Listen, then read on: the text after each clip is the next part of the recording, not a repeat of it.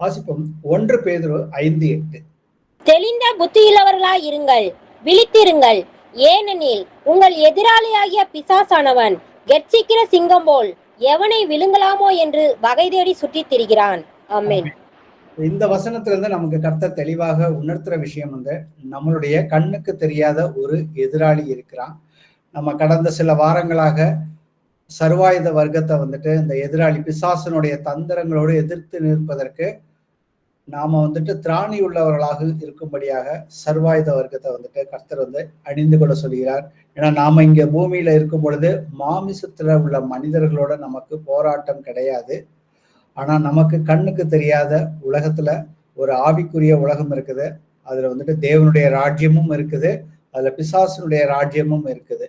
ஏன்னா ஏசப்பா வந்துட்டு ஒரு குருடனையும் ஒரு காது கேட்காதவனையும் சுகப்படுத்தினதுக்கு அப்புறம் அங்க இருந்த பரிசேயர்கள் எல்லோருமே வந்து அவரை என்ன தூஷித்தார்கள்? இவர் வந்துட்டு பெயல்செபூவினாலே பிசாசுகளை கொண்டு பிசாசுகளை விரட்டுகிறான் என்று அவங்க வந்துட்டு தூஷித்தார்கள்.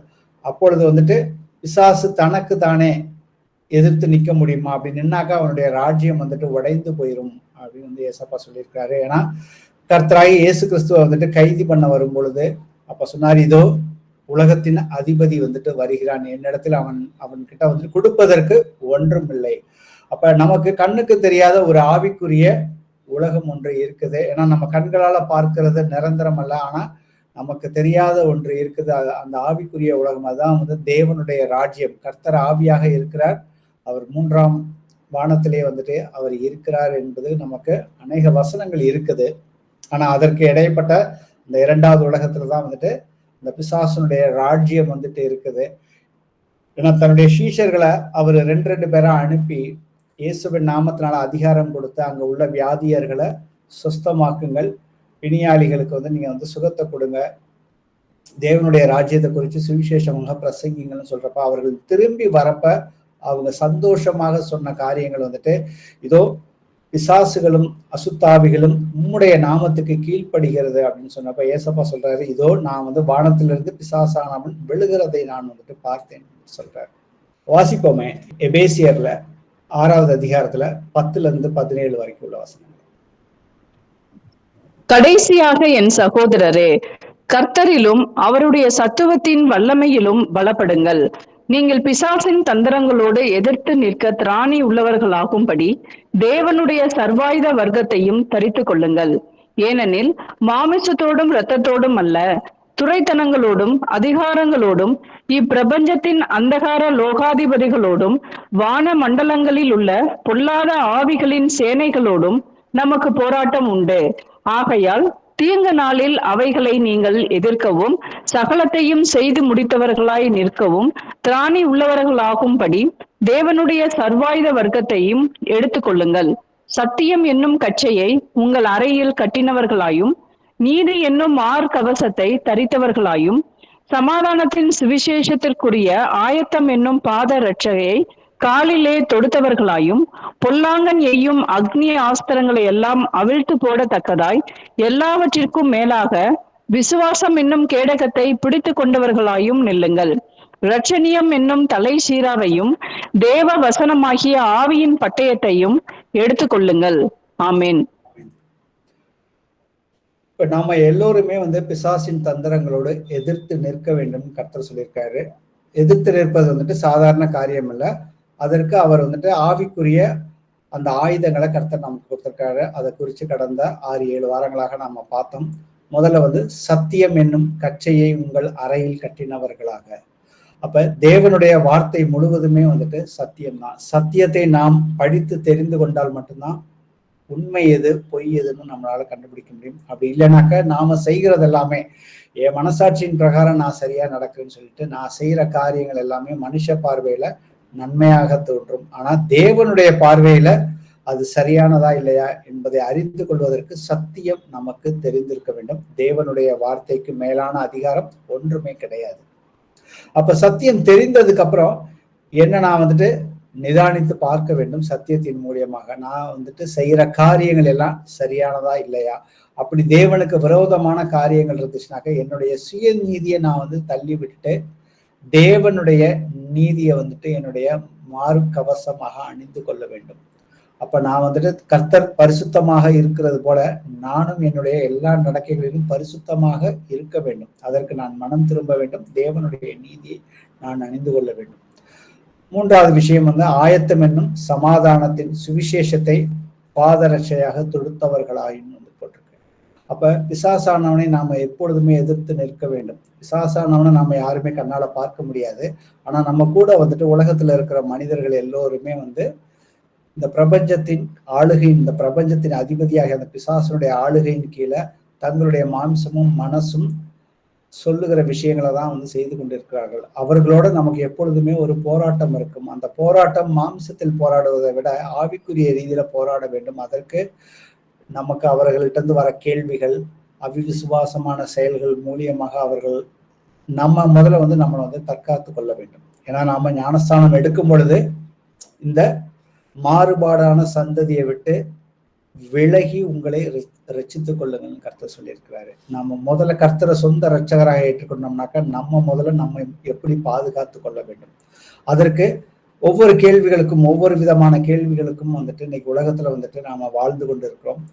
அப்ப உங்களால இதை செய்ய முடியாதா, அதை செய்ய முடியாதா, ஏன் இதெல்லாம் தப்பா அப்படின்னு சொல்லி ஒரு எளிமையான காரியங்கள், ஏன் ஒரு சாமி படம் வச்சிருந்தா தப்பா, ஏன் ஒரு பண்டிகை கொண்டாடினா தப்பா அப்படின்னு சொல்லி ஒரு எளிமையான விஷயங்களை, இதுக்கெல்லாம் உங்களுக்கு தடை இருக்குதா அப்படின்னு சொல்லிட்டு இதெல்லாம் தப்பா அப்படின்னு சொல்லி ஏகப்பட்ட கேள்விகள் நமக்கு அநேக மதங்கள் இருக்குது, அநேக கோட்பாடுகள் இருக்குது. அதுல இருந்து வர கேள்விகளுக்கெல்லாம் நாம பதில் சொல்வதற்கு எப்பொழுதுமே நம்ம ஆயத்தமா இருக்க வேண்டும். அடுத்தது ஆவிக்குரிய யுத்தத்துல கண்டிப்பா நமக்கு ஒரு கேடகம் வேணும். நமக்கு உலகத்துல இருந்து வரக்கூடிய விஷயங்களுக்கு நமக்கு அதை நம்ம தற்காத்துக் கொள்வதற்கு தேவனுடைய வசனத்தின் மேலையும் அவர் நமக்கு தந்திருக்கிற வாக்கு தத்தங்களின் மேலும் உறுதியான நம்பிக்கை வேணும். ஏன்னா அந்த நம்பிக்கை இல்லைனாக்கா நம்மளால கடைசி வரைக்கும் நிலைச்சு நிற்க முடியாது. மனுஷகுமாரன் பூமிக்கு வரும்பொழுது விசுவாசத்தை காண்பாரோ அப்படின்னு சொல்லியிருக்காரு. அப்ப நமக்கு எப்பொழுதுமே தேவனுடைய வார்த்தையின் மேல விசுவாசம் வேணும். அதுக்கு அடுத்தது ரட்சணியம் என்னும் தலை சீராவையும். அப்ப கர்த்தர் நமக்கு ரட்சிப்பு கொடுத்திருக்காரு. இயேசுவின் நாமத்தினால நாம ஞானஸ்தானம் எடுத்திருக்கிறோம். அப்ப ஞானஸ்தானம் எடுத்ததுக்கு அப்புறம் நாம இந்த பிரபஞ்சத்திற்கு ஒத்த வேஷம் தரிக்க கூடாதுன்னு கர்த்தர் சொல்லியிருக்கிறாரு. தேவனுடைய நன்மையும் பிரியமும் பரிபூர்ண சித்தம் என்னதென்று பகுத்தறியன்னு சொல்லியிருக்காரு. அப்படி பகுத்தறியும் பொழுது உங்களுடைய மனம் புதிதாகிறதுனால நீங்கள் மனம் மறுரூபமாக வேண்டும். சோ அதுதான் கர்த்தருடைய சித்தமாக இருக்கிறது. அடுத்தது நம்ம பார்த்த விஷயம் தேவ வசனமாகிய ஆவியின் பட்டயத்தை எடுத்துக்கொள்ள வேண்டும். நாம வசனங்கள் 1000 தெரிந்திருந்தாலும் அந்த பிசாசானுடைய நம்ம பிரசன்னத்திலிருந்து நம்ம அணுகாதபடி நாம இருக்கணும்னாக்க கர்த்தராகிய இயேசு கிறிஸ்து எப்படி ஒவ்வொரு விஷயத்துக்கும் பிசாசை விரட்டுவதற்கு அவர் தேவனுடைய வார்த்தையை பயன்படுத்தினாரோ அதே மாதிரி நாம தேவனுடைய வார்த்தையை பயன்படுத்தினா மட்டும்தான் அவனை முழுமையாக நம்ம விரட்ட முடியும். அதுக்கப்புறம் பாத்தீங்கன்னா 18வது வசனத்தை வாசிப்போம். எந்த சமயத்திலும் சகல விதமான வேண்டுதலோடும் விண்ணப்பத்தோடும் ஆவியினாலே ஜெபம் பண்ணி அதன் பொருட்டு மிகுந்த மன உறுதியோடும் சகல பரிசுத்தவான்களுக்காகவும் பண்ணும் வேண்டுதலோடும் விழித்துக் கொண்டிருங்கள். ஆமென். ஆமென். பிசாசானவனை நம்ம தற்காப்புல நம்ம நம்மளை தற்காத்து கொள்ளக்கூடிய ஆயுதங்களை தான் நம்ம ஏற்கனவே ஒரு 6 ஆயுதங்களை பார்த்தோம். ஆனா அவனை எதிர்த்து நின்னாதான் நம்மளால ஒரு யுத்தத்துல ஜெயிக்க முடியும். இன்னைக்கு உலகத்துல நடக்கிற யுத்தத்திலயுமே ஒரு எதிராளி ஒரு படை இன்னொரு படையை ஒரு நாடு ஜெயிக்கணும்னாக்கா அந்த நாட்டுக்குள்ள போய் அவங்களை அடிக்க ஆரம்பிச்சாதான் நம்ம முழுமையாக அந்த நாடு வெற்றி கொள்ள முடியும். ஸோ அதே போலதான் நாம யுத்தத்துல இருக்கும் பொழுது நம்மை தற்காத்து கொள்வதற்காக கொடுத்த ஆயுதம் வேற. அதுக்கப்புறம் நான் அவனை எதிர்த்து அடிக்கணும்னாக்க ஜபத்தின் மூலியமாக மட்டும்தான் முடியும். ஜபம் நம்ம ஏற்கனவே போன தடவை நடந்த கடைசி பைபிள் ஸ்டடியில ஜபத்தை குறித்து டீட்டெயில்டா பார்த்தோம் பிசாசானவனை மேற்கொள்றதுக்கு. அதற்கு மேல இன்னும் 3 காரியங்களை அவனை முழுமையாக மேற்கொள்வதற்கு நாம கர்த்தரை துதித்தலை குறித்து இன்னைக்கு பார்க்க போறோம். அதுக்கப்புறம் பாத்தீங்கன்னாக்க தேவனுடைய வார்த்தையை நாம பிரசங்கிப்பதன் மூலியமாக பிசாசனுடைய ராஜ்யத்தை கவிழ்த்து போட முடியும். அது கடைசியா பாத்தீங்கன்னாக்க கர்த்தர் ஒவ்வொருத்தருக்கும் நீங்க கடைசி பரியதும் எனக்கு சாட்சிகளாக இருப்பீர்கள்னு சொல்லியிருக்காரு. அப்ப கர்த்தர் நம்ம ஒவ்வொருத்தருக்கும் அனுதினமும் சாட்சி கொடுத்துக்கிட்டே இருக்கிறாரு. நம்ம எனக்கு கர்த்தர் சாட்சி கொடுக்குறாரா, அதற்கேற்றபடி நான் நடக்கிறேனா, இந்த 3 காரியங்களும் சேர்ந்து இருக்கிறப்ப பாத்தீங்கன்னா பிசாசுடைய ராஜ்யத்தை நாம வந்துட்டு எளிமையாக வந்துட்டு அவனை தோற்கடிக்க முடியும். ஏன்னா தேவனுக்கு கீழ்ப்படிந்திருங்கள், அப்பொழுது பிசாசானவன் உங்களை விட்டு விலகி விடுவான் என்று சொல்லியிருக்கிறாரு. அப்ப இன்னைக்கு நாம வந்து பார்க்க போற காரியம் வந்துட்டு கர்த்தரை வந்துட்டு துதிக்க வேண்டும். ஏன்னா இன்னைக்கு வந்துட்டு அவரை துதிக்கிறதுனா என்ன? ஏன்னா துதியின் வல்லமை வந்துட்டு பாத்தீங்கன்னா உண்மையிலே நமது ஆவிக்குரிய எதிராளியாக பிசாசானவனை எதிர்ப்பதற்கு அது ஒரு பெரிய ஆயுதமாக இருக்குது. வாசிப்போமே சங்கீதம் 107:9. அவருடைய கிருபை நிமித்தமும் மனுபுத்திரருக்கு அவர் செய்கிற அதிசயங்கள் நிமித்தமும் அவரை துதிப்பார்களாக. ஆமேன். கர்த்தரை வந்துட்டு நம்ம ஒவ்வொருத்தருக்கும் செய்கிற அதிசயங்கள் நிமித்தம் வந்துட்டு நாம வந்துட்டு கர்த்தரை என்றைக்குமே வந்துட்டு துதிக்க வேண்டும். அப்ப துதிக்காதவர்களை குறித்து வசனத்தை பாத்தீங்கன்னாக்கா சங்கீதம் 115:17 சொல்லிது, மரித்தவர்களும் 17ல மரித்தவர்களும் மௌனத்தில் இறங்குகிற அனைவரும் கர்த்தரை துதியார்கள். அப்ப கர்த்தரை வந்து துதிக்காம ஒரு மனுபுத்திரரால இருக்க முடியுமா அப்படின்னு பாத்தீங்கன்னாக்க இருக்கவே முடியாதுன்னு சொல்லியிருக்காரு. அப்படி துதிக்காம இருந்தோம்னாக்க அவர்கள் எல்லாமே வந்துட்டு மரித்தவர்களும் மௌனத்தில் இறங்குகிறவர்களும் போட்டிருக்கு. இதே வசனம் ஏசாயா 38:18 பாதாளம் உம்மை துதியாது, மரணம் உம்மை போற்றாது, குழியில் இறங்குகிறவர்கள் உம்முடைய சத்தியத்தை தியானிப்பதில்லை. இப்ப யாரெல்லாம் கர்த்தரை வந்துட்டு உண்மையிலே அவருடைய மகத்துவம், அவருடைய வல்லமை, அவருடைய மாட்சிமை எதற்கெல்லாம் துதிக்க வேண்டும் அப்படிங்கிறதுக்கு நமக்கு சங்கீதம் புஸ்தகத்தை நம்ம வந்து வாசிச்சு பார்த்தோம்னா தெரியும். அதுல குறிப்பா வேணா நீங்க நோட் பண்ணிக்கோங்க. சங்கீதம் 147, 148, 149, 150 அதுல ஒரு சில வசனங்களை பார்ப்போம். கர்த்தரை துதியுங்கள், நம்முடைய தேவனை கீர்த்தனம் பண்ணுகிறது நல்லது, துதித்தலே இன்பமும் ஏற்றதுமாய் இருக்கிறதுன்னு சொல்லி வசனம். நம்ம கர்த்தரை வந்து துதிக்கிறப்ப பாத்தீங்கன்னா யார் துதிக்க மாட்டான்னு வந்து சொல்லி இருக்குது, பாதாளம் உம்மை துதிக்காது. அப்ப நாம கர்த்தரை துதிக்க ஆரம்பிச்சோம்னாக்க அங்க வந்துட்டு பிசாசானவனுக்கு அது அது பிடிக்கவே பிடிக்காது. நம்ம எவ்வளவுக்கு எவ்வளவு அதிகமா நம்ம துதிக்கிறோமோ பிசாசு நம்ம கிட்ட வந்துட்டு எந்த ஒரு பிரச்சனையும் நம்ம கிட்ட கொண்டு வர மாட்டான். ஆனா நாம வந்துட்டு துதிக்கிறத வந்துட்டு இருதயத்திலிருந்து நாம வந்து துதிக்கணுங்கிறதா வந்துட்டு கர்த்தருடைய சித்தமாக இருக்கிறது. அவர் எதற்கெல்லாம் நாம வந்துட்டு துதிக்க வேண்டும்? அவருடைய கிரிகைகளின் நிமித்தமாக.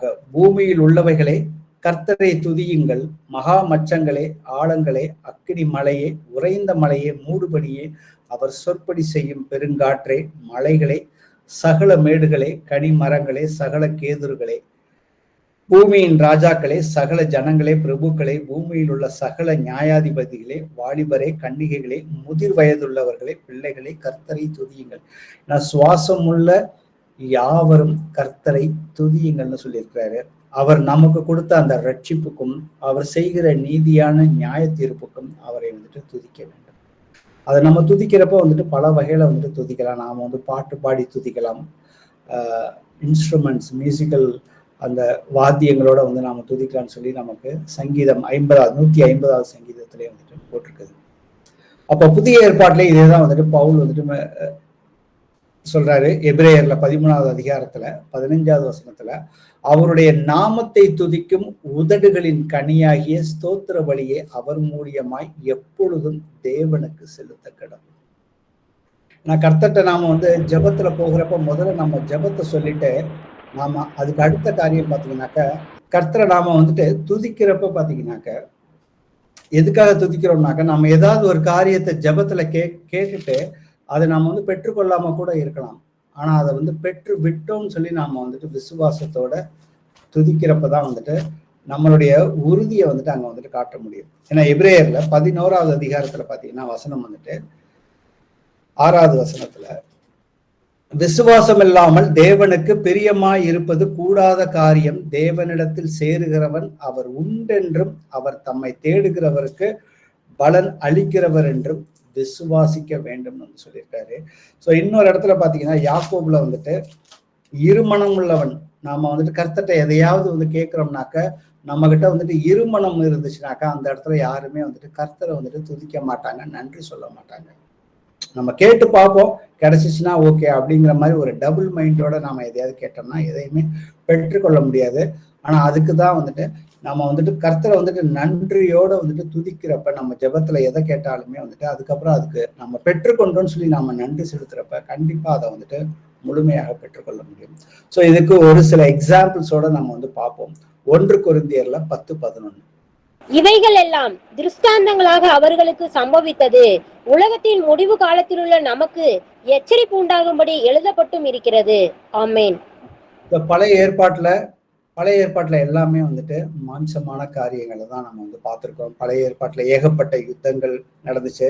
கர்த்தர் வந்துட்டு எப்படி வந்துட்டு அந்த 10 வாதைகளை கொடுத்து இஸ்ரவேல் மக்களை மீட்டு கொண்டு எகிப்துல இருந்து கூட்டிட்டு வந்தாருங்கிற விஷயம் தெரியும். அதுக்கப்புறம் அவங்க வந்துட்டு செங்கடலை கடந்ததுக்கு அப்புறம் அவர்கள் கர்த்தர் செய்த எல்லா காரியங்களையும் வந்துட்டு அவர்கள் நன்றியோட துதித்தார்கள், அதற்காக புது பாட்டையும் பாடினார்கள் சொல்லி வசனம் இருக்குது.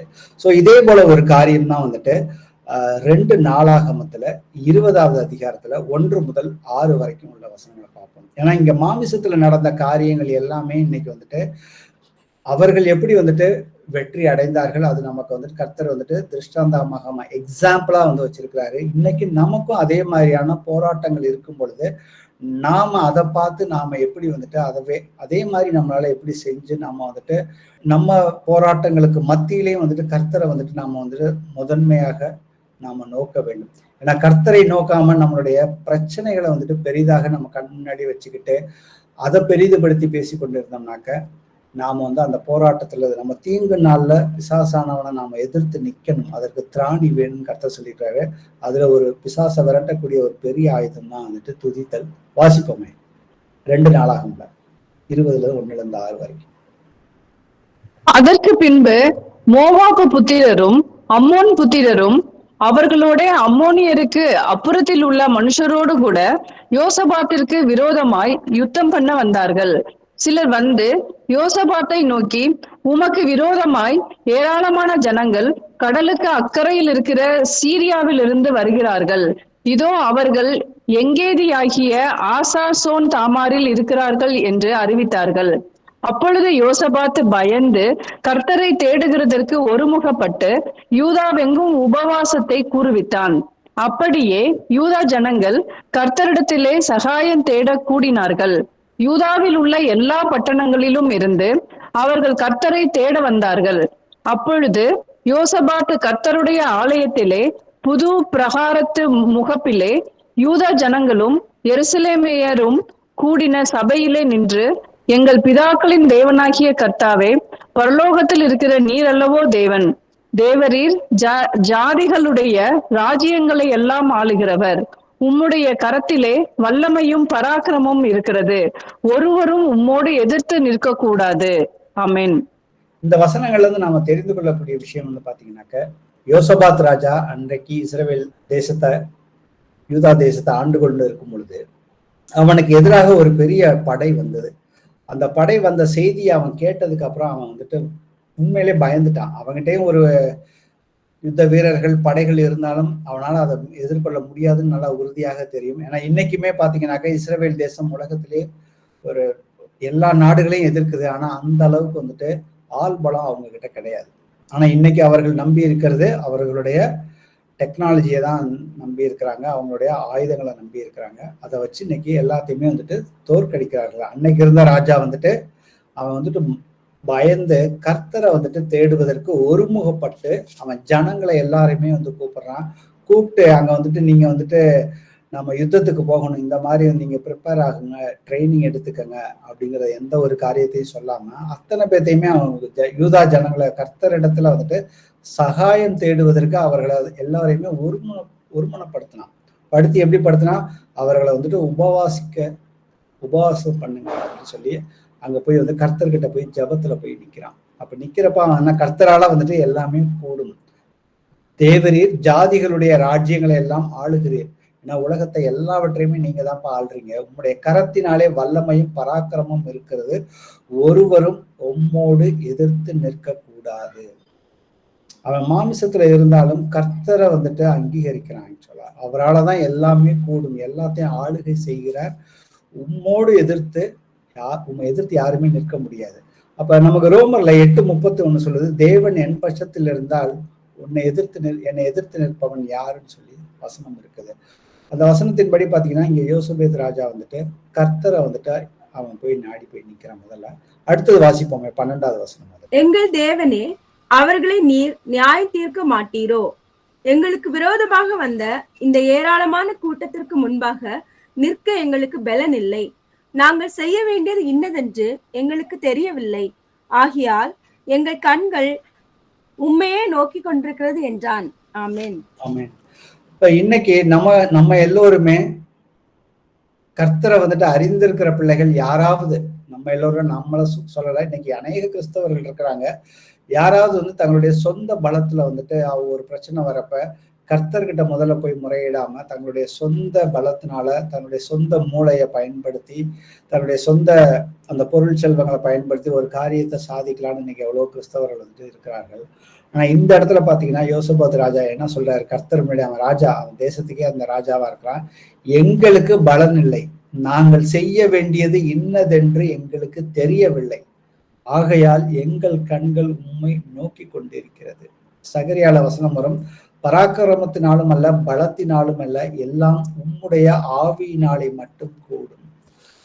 அந்த வசனத்தை வச்சுதான் இங்க வந்துட்டு யோசபாத் ராஜா கர்த்தர்கிட்ட போய் அவர் எந்த அளவுக்கு தன்னை முழுமையாக தாழ்த்தி, ஒரு ராஜா, அது வந்துட்டு ஒரு தனி மனிதன் கிடையாது, அவர் ஒரு தேசத்துக்கே ராஜா, அவர் தன்னை எந்த அளவுக்கு கர்த்தருக்கு முன்னாடி தாழ்த்தினாருங்கிறத பாருங்க. அவர் தாழ்த்தினதுக்கு அப்புறம் அவருக்கு கிடைச்ச பதில் என்னங்கிறத பாருங்க. 2 நாளாகும் 20:14. அப்பொழுது சபையின் நடுவில் இருக்கிற மத்தனியாவின் குமாரனாகிய ஏயேலின் மகனான பெனாயாவுக்கு பிறந்த சகரியாவின் புத்திரன் யகாசியேல் என்னும் ஆசாபின் புத்திரரில் ஒருவனான லேவியன் மேல் கர்த்தருடைய ஆவி இறங்கினதினால் அவன் சொன்னது. ஆமென். அடுத்தது 17-18 வாசி. இந்த யுத்தத்தை பண்ணுகிறவர்கள் நீங்கள் அல்ல, யூதா மனுஷரே, எருசலேம் ஜனங்களே, நீங்கள் தரித்து நின்று கர்த்தர் உங்களுக்கு செய்யும் ரட்சிப்பை பாருங்கள். பயப்படாமலும் கலங்காமலும் இருங்கள். நாளைக்கு அவர்களுக்கு எதிராக புறப்படுங்கள், கர்த்தர் உங்களோட இருக்கிறார் என்றான். அப்பொழுது யோசபாத் தரை மட்டும் முகம் குனிந்தான். சகல யூதா கோத்திரத்தாரும் எருசலேமின் குடிகளும் கர்த்தரை பணிந்து கொள்ள கர்த்தருக்கு முன்பாக தாழ விழுந்தார்கள். ஆமென். இந்த இடத்துல ராஜா தன்னை தாழ்த்தி ஜெபத்துல போய் கர்த்தர்கிட்ட கேட்கிறப்ப அங்க கர்த்தருடைய ஆவியானவர் உடனே அங்க வந்து பதில் கொடுக்கிறாரு. யாரு? கர்த்தருடைய ஆவி வந்துட்டு அங்க இருந்த சகரியாவின் புத்திரர் யாகாசியின் மேல் என்னமோ அவன் மேல வந்துட்டு கர்த்தருடைய ஆவி இறங்கி, இந்த யுத்தம் வந்துட்டு உங்களுடைய யுத்தம் கிடையாது, இது கர்த்தருடைய யுத்தம் தான், நீங்க வந்துட்டு ஒண்ணும் செய்யாதீங்க, ஆனா நீங்க வந்து கர்த்தருக்குள்ள உறுதியா நில்லுங்க, அதுக்கப்புறம் நீங்க வந்துட்டு ரட்சிப்பை பார்ப்பீங்க, ஆனா எக்காரணத்து கொண்டும் பயப்படாமலும் கலங்காமலும் இருங்கள் அப்படின்னு வந்துட்டு கர்த்தர் வந்துட்டு தன்னுடைய தீர்க்கதரிசிகள் மூலியமாக அங்க வந்துட்டு அவங்க வேண்டுதலுக்கான பதிலை வந்துட்டு முதல்ல வந்துட்டு கொடுக்குறாரு. ஆனா இதே மாதிரியான பதில் இன்னைக்கு நமக்கு யாராவது வந்துட்டு சொன்னாங்கன்னாக்க நம்ம எந்த அளவுக்கு விசுவாசத்துல உறுதியா அதை நம்புறோமா இல்லையா, ஜெபத்துல போய் கேட்கிறப்ப நமக்கு ஒரு பதில் வந்துட்டு ஒரு மனுஷன் மூலியமாக வரப்ப அப்படின்னு பாத்தீங்கன்னாக்க அது ஒரு சில நேரத்துல கேள்விக்குறியாதான் இருக்கும். ஆனா அதே போல கேள்விக்குறி இங்க வந்தப்ப ராஜா அடுத்தது என்ன பேசுறாருங்கிறத பாருங்க. 2 நாளாகமத்துல 20-22 வரைக்கும். அவர்கள் அதிகாலமே எழுந்திருந்து தெக்கோவாவின் வனாந்தரத்துக்கு போக புறப்பட்டார்கள். புறப்படுகையில் யோசபாத் நின்று, யூதாவே, எருசலேமின் குடிகளே, கேளுங்கள், உங்கள் தேவனாகிய கர்த்தரை நம்புங்கள், அப்பொழுது நிலைப்படுவீர்கள், அவருடைய தீர்க்கதரிசிகளை நம்புங்கள், அப்பொழுது சித்தி பெறுவீர்கள் என்றான். பின்பு அவன் ஜவனத்தோட ஆலோசனை பண்ணி பரிசுத்தமுள்ள மகத்துவத்தை துதிக்கவும் ஆயுதம் அணிந்தவர்களுக்கு முன்னாக நடந்து போய் கர்த்தரை துதியுங்கள், அவர் கிருபை என்றும் உள்ளதென்று கர்த்தரை பாடவும் பாடகரை நிறுத்தினான். அவர்கள் பாடி துதி செய்ய தொடங்கின போது யூதாவுக்கு விரோதமாய் வந்து பதிவிருந்த அம்மோன் புத்திரரையும் மோவாபியரையும் சேயீர் மலை தேசத்தாரையும் ஒருவருக்கு விரோதமாய் ஒருவரை கர்த்தர் எழுப்ப பண்ணினதினால் அவர்கள் வெட்டுண்டு விழுந்தார்கள். ஆமென்.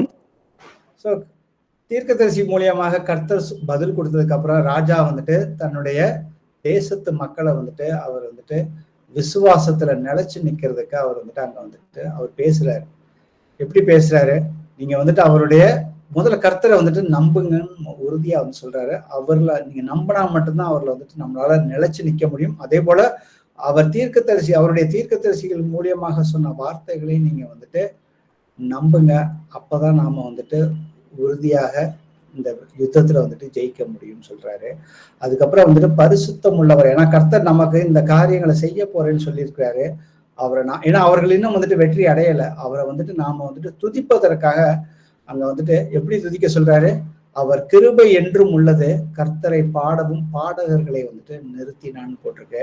அங்க வந்துட்டு அவர்கள் பாட துதிக்க தொடங்கின உடனே அங்க வந்துட்டு கர்த்தர் வந்துட்டு யூதாவுக்கு விரோதமாக வந்திருந்த அம்மோன் புத்திரரையும் மோவாபியரையும் ஒருவருக்கு ஒருவர் விரோதமாக அவர்களை எழுப்பி, அவர்களுடைய ஆவியை எழுப்பி, அவர்கள் ஒருவருக்கு ஒருவர் வந்துட்டு வெட்டுண்டு விழுந்தார்கள் வந்துட்டு போட்டிருக்கு. அப்ப இன்னைக்கு வந்துட்டு அந்த துதித்தல் இது வந்து நமக்கு வந்துட்டு கர்த்தர் வந்துட்டு ஒரு எக்ஸாம்பிளா தான் வந்துட்டு கொடுக்குறாரு. ஸோ இதே விஷயங்களை தான் வந்துட்டு புதிய ஏற்பாட்டிலையும் வந்துட்டு நாம வந்துட்டு அவருடைய நாமத்தை துதிக்கும் உதடுகளின் கனியாகிய ஸ்தோத்திர பலியை அவர் மூலியமாக எப்பொழுதுமே செலுத்த கடுவோம். ஏன்னா நமக்கு ஒரு எதிராளியான பிசாசானவன் இருக்கிறான். அவனை வந்துட்டு எப்பொழுதுமே ஜெயம் கொள்வதற்கு நாம கர்த்தரை துதிக்கிறப்ப நம்ம கிட்ட இருக்கிற பயங்கள் முதல்ல வந்துட்டு வெளியில போகும். இதே மாதிரி இன்னொரு எக்ஸாம்பிள் வந்துட்டு யோபு விஷயத்துல வந்து நடந்த விஷயத்தையும் பார்ப்போம். யோபுல முதல் அதிகாரத்துல 19 22 வரைக்கும் வாசனம். வனாந்தர வழியாய் பெருங்காற்று வந்து அந்த வீட்டின் 4 மூலையிலும் அடிக்க, அது பிள்ளைகளின் மேல் விழுந்ததினால் அவர்கள் இறந்து போனார்கள். நான் ஒருவன் மாத்திரம் தப்பி அதை உமக்கு அறிவிக்கும்படி வந்தேன் என்றான். அப்பொழுது யோபு எழுந்திருந்து தன் சால்வையை கிழித்து தன் தலையை சிரைத்து தரையிலே விழுந்து பணிந்து, நிர்வாணியாய் என் தாயின் கர்ப்பத்திலிருந்து வந்தேன், நிர்வாணியாய் அவ்விடத்துக்கு திரும்புவேன். கர்த்தர் கொடுத்தார், கர்த்தர் எடுத்தார், கர்த்தருடைய நாமத்துக்கு ஸ்தோத்திரம் என்றான். இவை எல்லாவற்றிலும் யோபு பாவம் செய்யவும் இல்லை, தேவனை பற்றி குறை சொல்லவும் இல்லை. ஆமென்.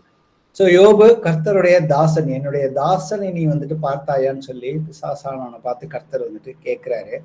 கேட்டதுக்கு அப்புறம் நமக்கு இந்த கான்வர்சேஷன் எல்லாமே தெரியும். அதுக்கப்புறம் வந்து பிசாசானவன் வந்துட்டு யோபுவோட பிள்ளைகள், அவனுடைய செல்வங்கள் எல்லாவற்றையுமே வந்துட்டு அவன் வந்துட்டு நிர்மூலமாக்குறான். நிர்மூலமான செய்தியை கேட்டதுக்கு அப்புறம் பாத்தீங்கன்னாக்க அவன் எந்த ஒரு தருணத்திலையும் தன்னுடைய பிரச்சனையை பெரிதாக்கி அதை வந்து அவன் பேசவே இல்லை. அவன் கர்த்தருக்கு ஸ்தோத்திரம் என்று சொல்லி, கர்த்தர் கொடுத்தார், கர்த்தர் எடுத்தார், கர்த்தருடைய நாமத்துக்கே ஸ்தோத்திரம்னு சொல்லிட்டு இவை எல்லாவற்றிலுமே இவ்வளவு காரியங்கள் நடந்ததுக்கு அப்புறமும் தேவனை குறித்து அவன் குறை சொல்லவே இல்லை. அடுத்த ஒரு வசனத்தை வாசிப்போமே. யோபுல 2வது அதிகாரத்துல 7-10 வரைக்கும். அப்பொழுது சாத்தான் கர்த்தருடைய சந்நிதியை விட்டு புறப்பட்டு யோபின் உள்ளங்கால் தொடங்கி அவன் உச்சந்தலை மட்டும் கொடிய பருக்களால் அவனை வாதித்தான். அவன் ஒரு ஓட்டை எடுத்து தன்னை சுரண்டி கொண்டு சாம்பலில் உட்கார்ந்தான். அப்பொழுது அவன் மனைவி அவனை பார்த்து, நீர் இன்னும் உம்முடைய உத்தமத்தில் உறுதியாய் நிற்கிறீரோ? தேவனை தூசித்து ஜீவனை விடும் என்றாள். அதற்கு அவன், நீ பைத்தியக்காரி பேசுகிறது போல பேசுகிறாய். தேவன் கையிலே நன்மையை பெற்ற நாம் தீமையையும் பெற வேண்டாமோ என்றான். இவைகள் எல்லாவற்றிலும் யோபு தன் உதடுகளினால் பாவம் செய்யவில்லை. ஆமென். இப்ப 2வது விஷயம் நடந்தது பாத்தீங்கன்னா, முதல் காரியம் வந்துட்டு அவனுடைய சொத்து பிள்ளைகள் எல்லாமே வந்துட்டு அவனை விட்டு போயிருச்சு. 2வது விஷயம் பாத்தீங்கன்னாக்க பிசாசானவன் கர்த்தர்கிட்ட இருந்து முழுமையான உத்தரவு பெற்று வரான். இதற்கு அவனுடைய சரீரத்தை, யோபுவோட சரீரத்து மேல கை வைக்கிறதுக்கு எனக்கு பர்மிஷன் கொடுங்க. அப்போ வந்துட்டு யோபு வந்துட்டு உங்களை தூஷிப்பான்னு சொல்லி கேட்கிறப்ப கர்த்தர் அதற்கு வந்துட்டு பர்மிஷன் கொடுக்குறாரு. அவனுடைய உயிரை மட்டும் எடுக்கக்கூடாதுன்னு சொல்லிட்டு, அதுக்கப்புறம் அவனை வந்து பற்களால அவனுடைய தோல்ல வந்துட்டு வியாதிகள் வந்து வருது. அது அவனால வந்துட்டு தாங்க முடியாத வேதனை இருக்குது. அப்ப அவருடைய மனைவியே யோபு வந்துட்டு பார்க்கறதுக்கு சகிக்க முடியாம, நீ தேவனை தூஷித்து உன்னுடைய ஜீவனை வந்துட்டு விட்டுரும் அப்படின்னு வந்துட்டு சொல்றா. அப்ப யோபு என்ன சொல்றாரு? மனைவியை கடிந்து கொண்டு, தேவன் கையிலே நன்மை பெற்ற நாம் தீமையை பெற வேண்டாமா என்றான். இவைகள் எல்லாவற்றிலுமே வந்துட்டு யோபு வந்துட்டு தன்னுடைய உதடுகள்னால வந்துட்டு பாவம் செய்யவில்லை. அப்ப நாம வந்துட்டு தேவனை வந்துட்டு நம்ம உதடுகள்னால வந்துட்டு துதிக்க தான் வேண்டும். கர்த்தர் வந்துட்டு எப்போது சொல்ல, நன்றி சொல்ல வேண்டும், துதிக்க வேண்டும். ஆனா இதற்கு மாறாக நாம வந்துட்டு செயல்படக்கூடாது எந்த ஒரு சந்தர்ப்பத்திலையும் அப்படிங்கிறதுக்கு நமக்கு இதெல்லாம் வந்துட்டு ஒரு எக்ஸாம்பிளா தான் வச்சிருக்காரு. அவன் உதடுகளால பாவம் செய்யாதனால பாத்தீங்கன்னா அதோட முடிவு வந்து பாத்தீங்கன்னா அவனுக்கு யோபுக்கு எல்லாவற்றையுமே கர்த்தர் வந்துட்டு இரட்டைத்தனையாக வந்துட்டு கொடுத்தாருன்னு சொல்லியிருக்குது. வாசிப்போமே யோபுல 42:10 வசனம். யோபு தன் சிநேகிதருக்காக வேண்டுதல் செய்த போது கர்த்தர் அவன் சிறையிருப்பை மாற்றினார். யோபுக்கு முன் இருந்த எல்லாவற்றை பார்க்கிலும் இரட்டத்தனையாய் கர்த்தர் அவனுக்கு தந்தருளினார். ஆமென். ஸோ யோபு புஸ்தகம் முழுக்க நாம படிச்சோம்னா அவருடைய நண்பர்கள் 3 பேர்த்தோட அவங்களோட நடந்த உரையாடல்கள், அவர்கள் வந்துட்டு அவரை வந்துட்டு எந்த அளவுக்கு பேச வைக்கிறதுக்கு முயற்சி பண்ணாங்க. சில நேரங்கள்ல வந்துட்டு யோபு வந்துட்டு தடுமாற வைக்கக்கூடிய சூழ்நிலைகள்லாம் வந்துச்சு. அதற்கப்புறம் கடைசியா வந்துட்டு யோபு 38 41 வரைக்கும் படிச்சு பார்த்தீங்கன்னா கர்த்தரே வந்துட்டு அவருக்கு வந்துட்டு அவர் வெளிப்பட்டு அவர் கேட்ட கேள்விகள் இல்லாம கர்த்தர் தன்னை யாருன்னு வந்துட்டு தன்னுடைய அந்த மகத்துவத்தை காட்டுறாரு. பூமியை எப்படி உண்டு பண்ணாரு, எல்லா விஷயங்களையும் அவருக்கு காட்டுறாரு. அதுக்கப்புறம் யோபு வந்துட்டு முழுமையா வந்துட்டு மனம் திரும்பி அவருடைய நண்பர்களுக்காக ஜெபம் பண்றப்ப பாத்தீங்கன்னாக்க கர்த்தர் வந்துட்டு அவருக்கு எல்லாவற்றையுமே வந்துட்டு இரட்டத்தனையாக வந்துட்டு கொடுத்திருக்கிறாரு சொல்லியிருக்கிறாரு. வாசிப்போமே சங்கீதம் 34 1 முதல் 4 வரைக்கும்.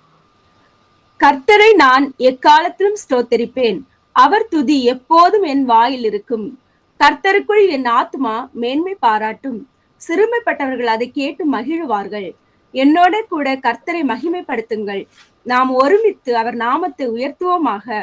நான் கர்த்தரை தேடினேன், அவர் எனக்கு செவி கொடுத்து என்னுடைய எல்லா பயத்துக்கும் என்னை நீங்களாக்கி விட்டார். ஆமேன். ஆமேன். சோ கர்த்தரை நாம துதிக்கிறப்ப அதே போல அந்த துதியோட சேர்த்து அவருடைய நாமத்தை நாம வந்துட்டு மகிமை செலுத்தணும், அதை உயர்த்தணும். எனக்கு இயேசு கிறிஸ்துங்கிற நாமத்தை சொன்னா பிசாசானவன் வந்துட்டு நடுங்குகிறான்னு சொல்லியிருக்காரு. அப்ப நாம கர்த்தரை தேடும் பொழுது அவர் நமக்கு இருக்கிற எல்லா பயத்துக்குமே, ஏன்னா நாம எல்லோருமே மாம்சத்துல இருக்கிறோம், ஆனா ஆவிக்குரிய ரீதியில நமக்கு கர்த்தர் வந்து பயமுள்ள ஆவியை நமக்கு கொடுக்கவில்லை, அன்பும் தெளிந்த புத்தியும் வல்லமையுள்ள ஆவியை தான் கர்த்தர் வந்துட்டு கொடுத்திருக்கிறாரு. அப்ப நமக்கு மாமிசத்துல ஏதாவது ஒரு பயங்கள் வந்தாலும் நாம அந்த எந்த பிரச்சனை வந்தாலும் கர்த்தரை முதல்ல நாம வந்து தேட ஆரம்பிச்சோம்னாக்க நமக்கு வந்து முழு சமாதானத்தையும் சந்தோஷத்தோடு நம்ம வந்து நமக்கு தெளிந்த புத்தியை கொடுத்து பயத்தை வந்துட்டு நம்ம கிட்ட வந்துட்டு முழுமையாக நீக்கி விடுவாருங்கிறத அந்த வசனத்துல வந்து புரிந்து கொள்ள வேண்டும். யாத்ராகமம் 15:10 முதல் 11. உம்முடைய காற்றை வீச பண்ணினீர், கடல் அவர்களை மூடிக்கொண்டது, திரளான தண்ணீர்களில் ஈயம் போல அமிழ்ந்து போனார்கள். கர்த்தாவே, தேவர்களில் உமக்கு ஒப்பானவர் யார்? பரிசுத்தத்தில் மகத்துவம் உள்ளவரும் துதிகளில் பயப்படத்தக்கவரும் அற்புதங்களை செய்கிறவருமாகிய உமக்கு ஒப்பானவர் யார்? ஆமென். சோ நாம கர்த்தரை துதிக்கும் பொழுது பாத்தீங்கன்னாக்க அங்க நடக்கக்கூடிய காரியங்கள் அது ஏதாவது ஒரு அற்புதம் அல்லது வந்துட்டு தேவனுக்கு பயப்படக்கூடிய அந்த பயம். ஏன்னா கர்த்தருக்கு பயப்படுகிறவர்கள் வந்துட்டு எப்பொழுதுமே வந்து தன்னை வந்துட்டு தாழ்த்துகிறவர்களாக தான் இருப்பார்கள். அப்ப இந்த இடத்துல பாத்தீங்கன்னாக்கா அவர்கள் யாத்ராகமத்துல வந்து அவர்கள் செங்கடலை தாண்டி வந்ததுக்கு அப்புறம் கர்த்தர் என்னென்ன செஞ்சாரோ அதை வைத்து வந்துட்டு அவங்க வந்து துதித்தார்கள்ங்கிறத விஷயங்களை பார்க்கிறோம். அதே போல நாமளும் வந்துட்டு அத விசுவாசத்துல உறுதியா நாம இன்னும் அதிகமாக வளர்வதற்கு கர்த்தரை துதிக்கிறதுங்கிறது ஒரு மிகப்பெரிய ஒரு ஆயுதம். அதுவும் வந்துட்டு பிசாசை நடுங்க வைக்கக்கூடிய ஒரு ஆயுதமாக இருக்கிறது. சங்கீதம் 22:23 வாசிப்போம். கர்த்தருக்கு பயப்படுகிறவர்களே, அவரை துதியுங்கள். யாக்கோபின் சந்ததியாரே, நீங்கள் எல்லாரும் அவரை கனம் பண்ணுங்கள். இஸ்ரவேலின் வம்சத்தாரே, நீங்கள் எல்லாரும் அவர் பேரில் பயபக்தியாயிருங்கள். ஆமேன்.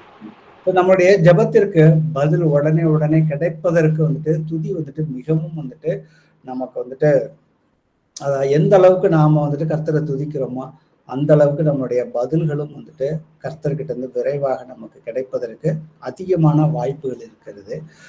இந்த விஷயத்துல வந்துட்டு அப்போஸ்தலர்ல பவுல் வந்துட்டு இந்த காரியத்தை எப்படி செய்தார்? ஏன்னா நமக்கு தெரியும், அவர் வந்து சிறையில இருக்கிற பொழுது அவர் வந்து கர்த்தரை வந்துட்டு துதித்தார். அவர் எந்த நிலைமையில வந்து கர்த்தரை துதித்தார் அப்படிங்கிறதுக்கு இந்த வசனங்களை வாசிப்போமே. அப்போஸ்தலர் 16:22 முதல் 26 வரை.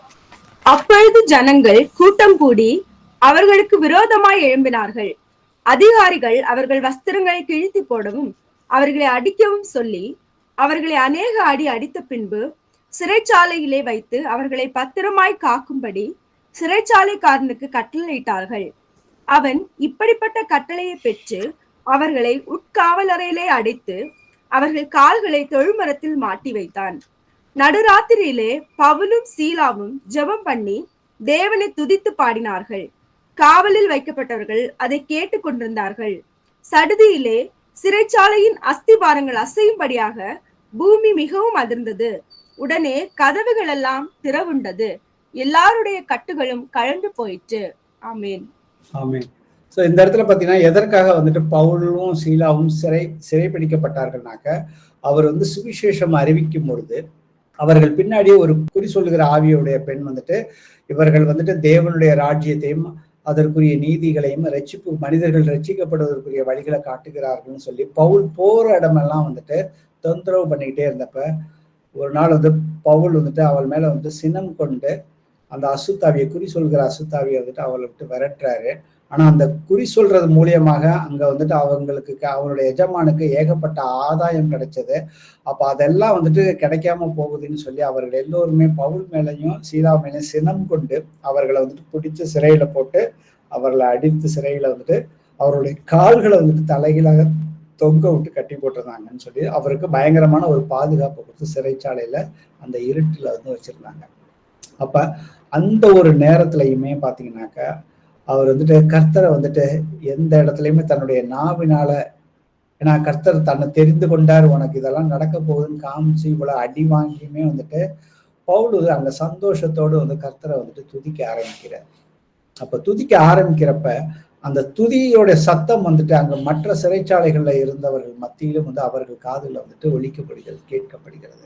அப்ப எந்த அளவுக்கு வந்துட்டு அவர் வந்து இவ்வளவு அடி வாங்கிட்டு வெட்கப்படாமல் வந்துட்டு அவர் வந்து கர்த்தரை வந்துட்டு துதிச்சு ஜெபம் பண்ணாரு. ஏன்னா அந்த வார்த்தையை கவனிச்சு பாத்தீங்கன்னா நடுராத்திரியிலே பவுலும் சீலாவும் முதல்ல வந்துட்டு ஜெபம் பண்ணி தேவனை துதித்து பாடினார்கள். ஜெபம் பண்ண கையோட வந்துட்டு துதிக்கிறார்கள். அப்ப கர்த்தர் வந்துட்டு அந்த ஜெபத்துக்கு வந்துட்டு எப்படி பதில் கொடுக்குறாருன்னு பாருங்க. ஏன்னா இதே போல இன்னொரு இடத்துல பாத்தீங்கன்னா பேதுரு வந்து சிறைச்சாலையில இருக்கிறப்ப அங்க வந்து சபையார் வந்துட்டு ஜெபம் பண்ணார்கள். அப்ப அங்க விடுதலையாக்கப்பட்டது. ஊக்கத்தோடு அவர்கள் ஜெபம் பண்ணினார்கள். இந்த இடத்துல வந்துட்டு இவரே வந்துட்டு தான், ஏன்னா அவங்களே தான், அவங்க 2 பேரும் தான் அடிபடுறாங்க, துன்பப்படுறாங்க. அந்த துன்பத்திலும் கர்த்தரை தான் வந்துட்டு தேடினார்கள், துதித்தார்கள் அந்த வலி வேதனையில. அதுக்கப்புறம் நடந்தது நமக்கு தெரியும். சிறைச்சாலை வந்துட்டு அங்க பூமி அதிர்ந்தது, சிறைச்சாலைகள் எல்லாம் கதவுகள் திறக்கப்பட்டன, இவருடைய சங்கிலிகளும் வந்துட்டு திறக்கப்பட்டது. அதன் மூலியமாக அங்க சிறைச்சாலையில இருந்த ஒரு அதிகாரி வந்துட்டு அந்த சோல்ஜர் அவரும் அவருடைய குடும்பத்தாரும் வந்துட்டு ரட்சிக்கப்பட்டார்கள்ங்கிறத நாம வந்து பார்க்கணும். அப்ப துதிங்கிறது எவ்வளவு வந்துட்டு முக்கியமானது, அதோடைய பதில் வந்து கர்த்தர் எவ்வளவு விரைவாக கொடுக்கிறார் அப்படிங்கிறத நாம வந்துட்டு முழுமையாக இருந்து புரிந்து கொள்ளலாம். சங்கீதம் 8:2 வாசி. பகைஞனையும் பழிகாரனையும் அடக்கி போட தேவரீர் உம்முடைய சத்துருக்களின் நிமித்தம் குழந்தைகள் பாலகர் வாயினால் பலன் உண்டு பண்ணினீர். ஆமேன். இந்த இடத்துல 2 வார்த்தையும் பகைஞனையும் பழிகாரனையும் அடக்கி போட அப்படின்னு சொல்லியிருக்காரு. பழிகாரனை அப்படிங்கிறத பாத்தீங்கன்னாக்க நமக்கு எதிராக எப்பொழுதுமே வந்துட்டு பிசாசானவன் வந்துட்டு நம்ம மேல வந்துட்டு குற்றம் சொல்லி கொண்டேதான் இருக்கிறான்னு சொல்லி வெளிப்படுத்தின விசேஷத்துல 12வது அதிகாரத்துல 10வது வசனம் இருக்கிறது. பகைங்கணும்னாக்க அது வந்துட்டு பிசாசனுடைய ராஜ்யத்தை குறிச்சுதான் வந்துட்டு கர்த்தர் வந்து சொல்லியிருக்கிறாரு. அப்ப இவர்கள் தான் யார்? பிசாசானம் யார்? தேவரீர் உம்முடைய சத்துருக்களின் நிமித்தம். தேவனுக்கு சத்ரு யாரோ அதே சத்ரு தான் நமக்கு வந்துட்டு பிசாசானம் நமக்கு சத்ருவா இருக்கிறாரு. சத்ருவின் நிமித்தம் குழந்தைகள் பாலகர் வாயினால் பலன் உண்டு பண்ணினீர் அப்படின்னு சொல்லியிருக்காரு. நமக்கு வந்துட்டு பிசாசானம், ஏனெனில் மாமிசத்தோடும் இரத்தத்தோடும் அல்ல, துரைத்தனங்களோடும் அதிகாரங்களோடும் இப்பிரபஞ்சத்தின் அந்தகார லோகாதிபதிகளோடும் வான்மண்டலங்களில் உள்ள பொல்லாத ஆவிகளோடும் நமக்கு போராட்டம் உண்டு. இந்த பிசாசானவனை நாம எதிர்த்து நிற்பதற்கு கர்த்தர் வந்துட்டு நம்மளுடைய வாயில வந்துட்டு பலனை வந்து கொடுத்திருக்கிறாரு. அவர் வார்த்தையை நம்ம இருதயத்துல வச்சிருக்கிறாரு. ஸோ அதுல வந்துட்டு அந்த பிசாசானவனை விரட்டுவதற்கு, அவனை நடுங்க வைக்கிறதற்கு, நம்மளை வந்துட்டு மேற்கொள்ளாதபடி நாம் அவனை ஜெயிப்பதற்கு அந்த துதிங்கிறது ஒரு முக்கியமான ஒரு விஷயம். மத்தேயுல 21வது அதிகாரத்துல 15-16 வாசிப்போம். அவர் செய்த அதிசயங்களையும் தாவீதின் குமாரனுக்கு ஓசன்னா என்று தேவாலயத்திலே ஆர்ப்பரிக்கிற பிள்ளைகளையும் பிரதான ஆசாரியரும் வேத பாரகரும் கண்டு கோபமடைந்து அவரை நோக்கி, இவர்கள் சொல்லுகிறதை கேட்கிறீரோ என்றார்கள். அதற்கு இயேசு, ஆம் கேட்கிறேன். குழந்தைகளுடைய வாயினாலும் பாலகருடைய வாயினாலும் துதி உண்டாகும்படி செய்தீர் என்பதை நீங்கள் ஒரு காலம் வாசிக்கவில்லையா என்றார். ஆமேன். சோ நீங்கள் ஒரு காலம் வாசிக்கவில்லையான்னு சொன்னதுதான் வந்துட்டு பகைஞனையும் பழிகாரனையும் அடக்கி போட தேவரீர் உம்முடைய சத்துருக்களின் நிமித்தம் குழந்தைகள் பாலகர் வாயினால் பலன் உண்டு பண்ணீர். அப்ப அங்க கர்த்தரை வந்துட்டு ஓசன்னான்னு சொல்லி அவரை வந்துட்டு தாவீதின் குமாரனுக்கு ஓசன்னான்னு சொல்லி அங்க இருக்கிறவர்கள் எல்லோருமே வந்துட்டு அவரை வந்துட்டு துதிச்சு அவங்க வந்துட்டு பாடுறப்ப அங்க இருந்தவர்கள் யாரு? பிரதான ஆசாரியர்களும் வேதபாரர்களும். அவர்களுக்கு ஏன் கோபம் வருது? அவர்கள் மனிதர் தானே. ஆனா அவர்கள் வந்துட்டு எப்பொழுதுமே தேவனுடைய வார்த்தைக்கு கீழ்ப்படியாதவர்களாக, கீழ்ப்படுகிறோம் என்று சொல்லி அதற்கு குற்றம் கண்டுபிடிக்கிறவர்களாக இருக்கிறப்ப பாத்தீங்கன்னாக்க கர்த்தர் சொல்றாரு, பாலகருடைய வாயினால் துதி உண்டாகும். யார் பாலகர்னு பார்த்தோம்னாக்க குழந்தைகள், பிறந்த குழந்தைகளுக்கு அவங்களுக்கு எந்தவித ஸ்ட்ரென்த் உடம்புல வந்துட்டு அவங்களாவே எதையுமே செய்யக்கூடிய பலம் இல்லாதவர்களாக தான் இருக்கிறாங்க. அதே போலதான் வந்துட்டு நாமளும் வந்துட்டு இன்னைக்கு வந்துட்டு கர்த்தருடைய ஆவி நமக்குள்ள இருக்கிறப்ப நாம மாம்சத்துல சில நேரங்கள்ல வந்துட்டு பலம் இல்லாமல் இருக்கலாம். ஆனா அந்த பிசாசானவனை எதிர்த்து நிற்கக்கூடிய அந்த பலத்தை கர்த்தர் நம்முடைய வாயின் மூலம் தான் வந்துட்டு கொடுத்திருக்கிறார். அவரை துதிக்கும் பொழுது அங்க அந்த தேவனுடைய ராஜ்யத்தின் உள்ள சந்ததியார்கள் வந்து கர்த்தரை துதிக்கும் பொழுது பிசாசனுடைய ராஜ்யம் வந்துட்டு அங்க வந்து அசைக்கப்படுகிறது. அவர்களால் அதை வந்து தாங்க முடியல. இங்க வந்து கர்த்தர்கிட்ட வந்துட்டு தர்க்கம் செய்கிறார்கள். மத்தேயுல 11:25 வாசிப்போம். அந்த சமயத்திலே இயேசு சொன்னது, பிதாவே, வானத்துக்கும் பூமிக்கும் ஆண்டவரே, இவைகளை ஞானிகளுக்கும் கல்விமான்களுக்கும் மறைத்து பாலகருக்கு வெளிப்படுத்தினபடியால் உம்மை ஸ்தோத்தரிக்கிறேன். ஆமென். கர்த்தர் இங்க வந்து பாலகருக்குன்னு சொல்றது வந்துட்டு சிறு குழந்தைகளை குறித்து அவர் வந்து சொல்லவே இல்லை. அவர் தம்முடைய சீஷர்களையும் தம்மை விசுவசித்தவர்களையும் குறித்து தான் வந்துட்டு இங்க வந்துட்டு அவர் வந்து கர்த்தர் வந்து சொல்றாரு. ஏன்னாக்க பாலகர்களுக்கு இயற்கையாவே அவர்கள் வந்து புதிதான பிறந்த குழந்தைகள், அவர்களுக்கு வந்துட்டு யாராவது வந்துட்டு உதவி செய்ய வேண்டும். ஆனா அவர்களை குறித்து அவர் வந்து பேசவே இல்லை. இந்த இடத்துல வந்துட்டு பாத்தீங்கன்னா யார் யார் கர்த்தரை வந்துட்டு விசுவசிக்கிறார்களோ, ஏன்னா நீங்க வந்துட்டு மனம் திரும்பி, இன்னொரு இடத்துல சொல்லியிருப்பாரு, நீங்கள் மனம் திரும்பி பிள்ளைகளை போல ஆகாவிட்டால் பரலோக ராஜ்யத்தில் பிரவேசிக்க மாட்டீர்கள் என்ற மெய்யாகவே உங்களுக்கு சொல்லுகிறேன். ஆகையால் இந்த பிள்ளைகளை போல தன்னை தாழ்த்துகிறன் எவனோ அவனே பரலோக ராஜ்யத்தில் பெரியவனாக இருப்பான் வந்து கர்த்தர் சொல்லியிருக்கிறார். அப்ப நாம வந்துட்டு கர்த்தர் அவர்களை போல பாலகர்களை போல வந்துட்டு பாலகர்களுக்கு வந்துட்டு கர்த்தர் வந்துட்டு முழு பலத்தை வந்துட்டு கொடுத்திருக்கிறாரு. அது துதியின் மூலியமா தான் வந்துட்டு கொடுத்திருக்கிறாரு. துதியை வந்துட்டு நாம வந்துட்டு எப்பொழுதுமே வந்துட்டு சாத்தானுடைய வாயை வந்துட்டு அடைப்பதற்கு கர்த்தர் நமக்கு கொடுத்த ஒரு ஆயுதமாக எப்பொழுதுமே நாம வந்துட்டு பயன்படுத்த வேண்டும். வெளிப்படுத்துற விசேஷத்துல 12:10 வாசிப்போம். அப்பொழுது வானத்திலே ஒரு பெரிய சத்தம் உண்டாகி, இப்பொழுது ரட்சிப்பும் வல்லமையும் நமது தேவனுடைய ராஜ்யமும் அவருடைய கிறிஸ்துவின் அதிகாரமும் உண்டாயிருக்கிறது. இரவும் பகலும் நம்முடைய தேவனுக்கு முன்பாக நம்முடைய சகோதரர் மேல் குற்றம் சுமத்தும் பொருட்டு அவர்கள் மேல் குற்றம் சாட்டுகிறவன் தள்ளப்பட்டு போனான். ஆமென். சோ இந்த வசனத்துல இருந்து பார்த்தோம்னாக்க பிசாசனுடைய முக்கிய குறிக்கோளே வந்து பாத்தீங்கன்னா தேவனுடைய பிள்ளைகளுக்கு எதிராக குற்றம் சுமத்துவது ஒன்றுதான் அவன் வந்து முழுமையான குறிக்கோளாக வச்சிருக்கான். ரெண்டாவது விஷயம் பாத்தீங்கன்னாக்க அவன் வந்துட்டு 24 மணி நேரமும் அதை செய்து கொண்டு இருக்கிறான். இரவும் பகலும் அவன் வந்து இரவுல மட்டும் செய்யறது கிடையாது, பகலிலும் இரவிலும் எந்த நேரத்திலும் அவன் வந்துட்டு நம் மீது வந்துட்டு குற்றம் கண்டுபிடித்து அவர்கள் நமக்கு வந்து குற்ற உணர்ச்சிக்குள்ள வந்துட்டு நாம் ஏதாவது தவறு செய்யும் பொழுது நாம் அந்த தவறுல இருந்து அந்த பாவத்திலிருந்து மனம் திரும்பாதபடிக்கு நம்மளை வந்துட்டு குற்றம் உள்ளவனாகவே கடைசி வரைக்கும் வைத்துக் கொள்வதற்காக அவனுடைய தந்திரங்களை அவன் வந்துட்டு தேவனுடைய வசனத்தை பொய்யாகவும் மற்றவர்கள் மூலியமாகவும் கொண்டு வந்து நம்மளை பாவத்துல வந்துட்டு நிலை நிறுத்துவதற்காகவே அவன் வந்துட்டு செய்கிறான். அப்ப கர்த்தர் வந்துட்டு அதை எல்லாவற்றையுமே மேற்கொள்வதற்கு நாம சோர்ந்து போகும் பொழுது பாத்தீங்கன்னாக்க கர்த்தர் நமக்கு பலத்தை கொடுத்திருக்காரு. நம்ம நாவினால கர்த்தரை வந்துட்டு துதிப்பதின் மூலியமாக நம்ம துதிக்க வந்துட்டு நம்ம வந்து இருளினால வந்து சூழப்படக்கூடிய சூழ்நிலைகள், பிசாசானவன் அவன் ஆவியா இருக்கான், அவன் எந்த நேரத்துல நம்முடைய மனதை வந்துட்டு தாக்குவான்னு சொல்லி நமக்கே தெரியாது. அப்ப அந்த மாதிரியான ஒரு சோர்வு வரும்பொழுது கர்த்தர் நமக்கு கொடுத்திருக்கிற அந்த அநேக வசனங்கள் இருக்குது. அதை நம்ம இருதயத்துல நிறுத்தி நாம கர்த்தரை துதிக்கிறப்ப பிசாசானவன் அவன் நம்ம பிரசன்னத்திலிருந்து அவன் வந்துட்டு வெளியில போகும். வெளிப்படுத்தின விசேஷத்துல 16வது அதிகாரத்துல 13-14 வாசிப்போம். அப்பொழுது வலு சர்ப்பத்தின் வாயிலும் மிருகத்தின் வாயிலும் கள்ள தீர்க்கதரிசியின் வாயிலும் இருந்து தவளைகளுக்கு ஒப்பான 3 அசுத்த ஆவிகள் புறப்பட்டு வர கண்டேன். அவைகள் அற்புதங்களை செய்கிற பிசாசுகளின் ஆவிகள். அவைகள் பூலோகம் எங்கும் உள்ள ராஜாக்களை சர்வ வல்லமையுள்ள தேவனுடைய மகா நாளில் நடக்கும் யுத்தத்திற்கு கூட்டி சேர்க்கும்படி புறப்பட்டு போகிறது. ஆமேன். இந்த இந்த 2 வசனங்களுமே வந்துட்டு இது தீர்க்க தரிசனமாக சொல்லப்பட்ட வசனங்கள். அந்த 3 உலக யுத்தத்தை குறிக்கிற அந்த வசனங்கள் தான். ஆனா இதுல சொல்லப்பட்ட வார்த்தைகளை நாம நிதானிச்சு பார்ப்போம்.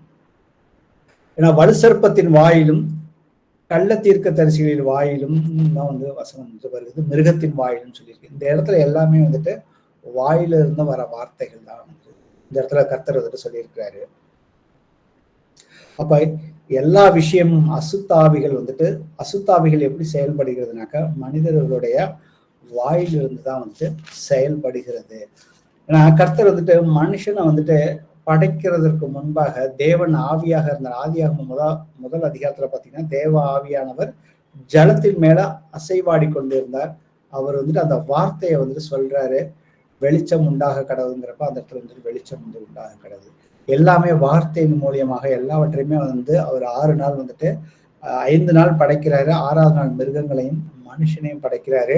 ஆனா மனுஷனை படைக்கிறது எதற்காக பாத்தீங்கன்னாக்கா மனுஷனை தன்னுடைய எப்படி படைச்சாருன்னா தன்னுடைய சாயலாக தான் படைச்சாரு. அப்ப நாம பேசுகிற ஒவ்வொரு வார்த்தைகளுக்கும் கர்த்தர் கணக்கு கொடுக்க வேண்டும் சொல்லியிருக்கிறாரு.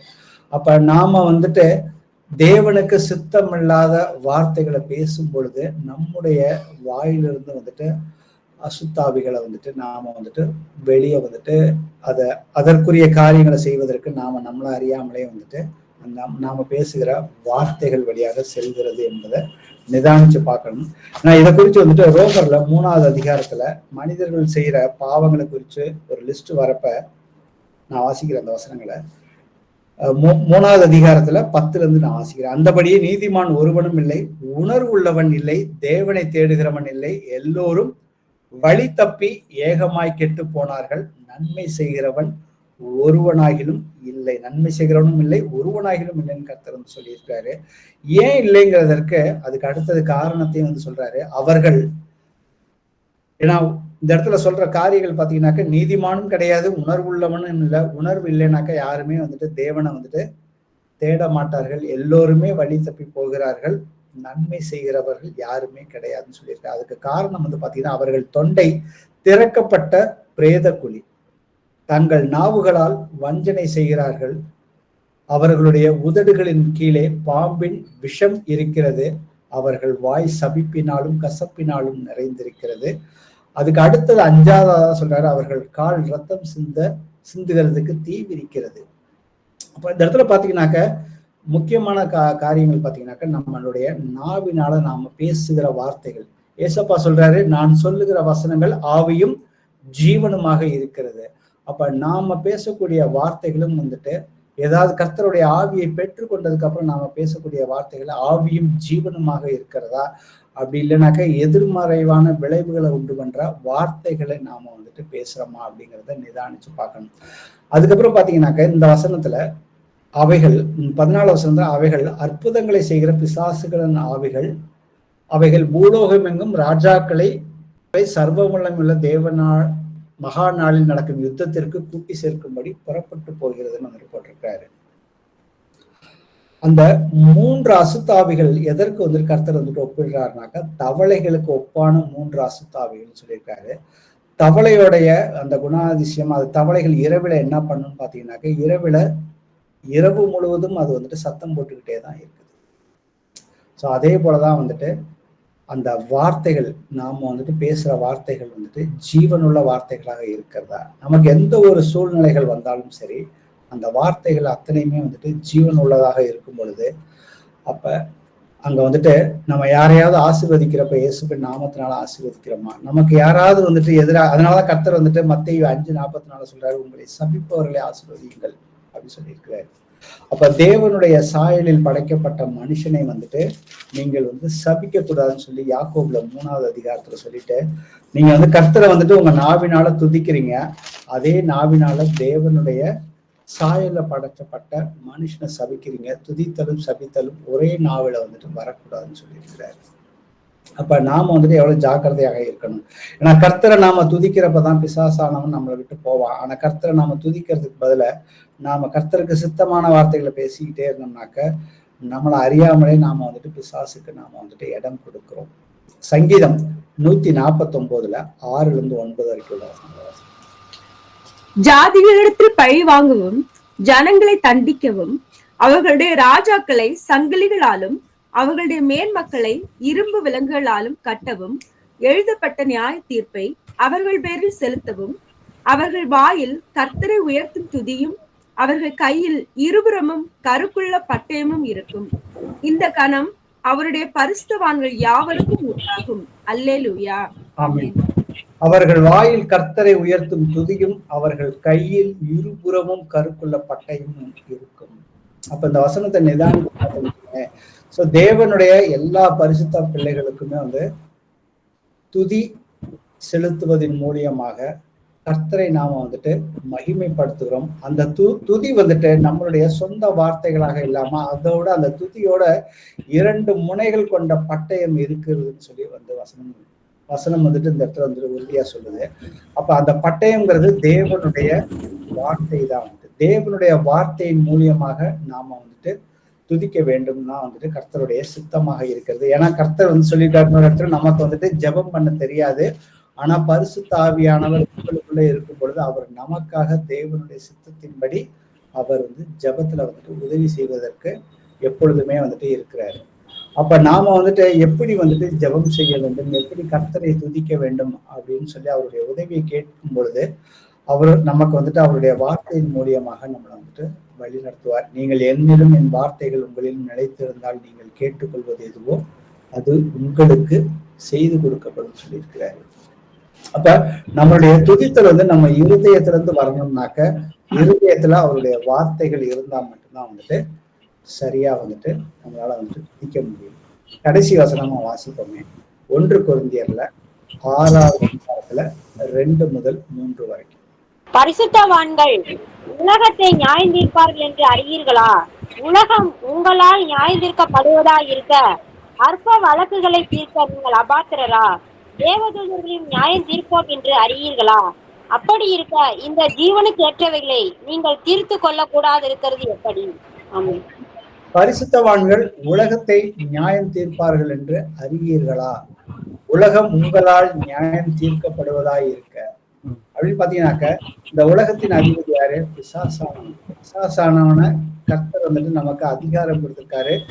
நாம இந்த உலகத்துல இருக்கும் பொழுது அவனை கர்த்தர் நமக்கு கொடுத்த அந்த சர்வாயுத வர்க்கத்தை நாம அணிந்து கொண்டு நம்முடைய ஜபத்தின் மூலியமாகவும் ஜபத்தோட சேர்ந்து துதிப்பதன் மூலியமாக நாம வந்துட்டு ஆட்சியாளர்கள், ராஜாக்கள், மக்கள் மற்றும் எல்லா தேசங்கள்ல வந்துட்டு யார் யார் கர்த்தருக்கு விரோதமாக செயல்படுகிறார்களோ, நமக்கு எதிராக செயல்படுகிறார்களோ, நாம வந்து தேவனுடைய வார்த்தைக்கு நாம வந்துட்டு கீழ்ப்படிஞ்சு நடக்கிறப்ப பிசாசானவனை எதிர்த்து நிற்க முடியும்.